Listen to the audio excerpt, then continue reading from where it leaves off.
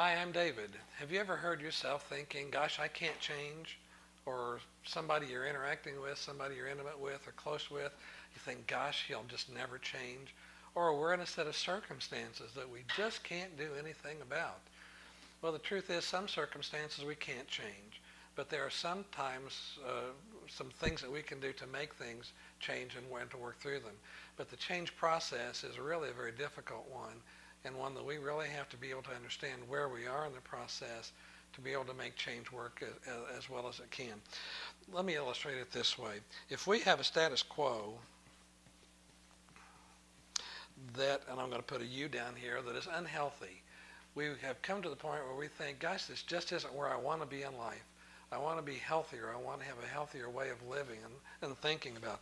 I want to develop a new or a healthy status quo. The problem is you can't go from here to here. It takes a four-step process for you to get to be able to really make change work for you. And the interesting thing is the first two steps are kind of downward steps. They're kind of downers, and then it makes it very hard. Once we have the status quo and we decide that it's unhealthy, we have to just give consideration that a new way is possible for us. Well, what this does is it doesn't put us in the new healthy way of living. We're just considering that it's a new way of living. And what that does is it pulls us out of our status quo and it starts impacting the way that we live and what have you. And it sometimes gets a little uncomfortable. And so for many of us, the temptation is to go right back up to the old unhealthy status quo. It wasn't as bad as I thought it was. Well, we live in this for a while and we decide, yeah, it is unhealthy. I really don't want to keep living this way. I really do want to live this way.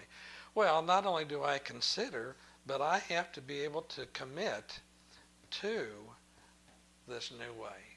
Now, I still don't fully understand what this new way fully entails, what all of the small details of it are and what have you and that kind of thing. So even here, there's still a tendency to go back to the old status quo. Well, no, it doesn't work. I have to sometimes go through even a process of recommittal until I'm finally fully committed to making the change. Once I make that final and that full commitment, it takes me down another step because life starts getting real chaotic for me. Because these new changes that I'm incorporating into my lifestyle start impacting every single part of my life. And again, I don't know what to expect or how to anticipate what's going to happen. I knew what would happen if I acted like this in the old status quo. When I acted like this was always the outcome. Well, now I'm considering acting like this, and I don't know what this is going to result in. So there is a tendency to come right back up to the old status quo and just fall into this kind of this rut in which we're just, well, it's not satisfying. I'm going to recommit and what have you, and then I'm going to have to if I'm going to successfully maneuver my way through it, I'm going to have to learn to, you're going to hate this word, celebrate the chaos. The book of James tells us to consider it all joy when we encounter various trials.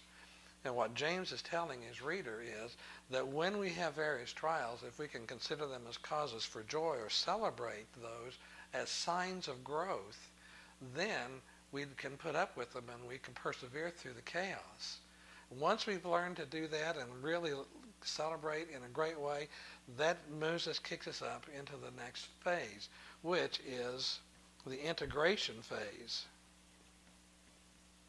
in which these new concepts that we adopted or adapted to in our very first and committed to, we've persevered through the chaos that they create in our lives, and now they're starting to integrate themselves into our lives. There's sometimes a mild tendency to go back to the old status quo when times get tough or we just don't quite know how to work things, but that's more mild than it is in these other two stages. And once we really start seeing this integration take place in more and more and more and more and more ways, when we start acting like this and we see these are the outcomes and this starts integrating itself into our lifestyle, what happens is that kicks us into the fourth phase, which is the practice phase. And one of the things that we know from Scripture is every time in the New Testament, or almost every time in the New Testament, when the word practice is mentioned, it's practice to the third degree. Practice, practice, practice. And what we find is when we start practicing more and more these integrated new truths that we've incorporated into our lifestyle, that practice delivers us right here into this new healthy status quo. Now this is called the change cycle, but it's also how we grow.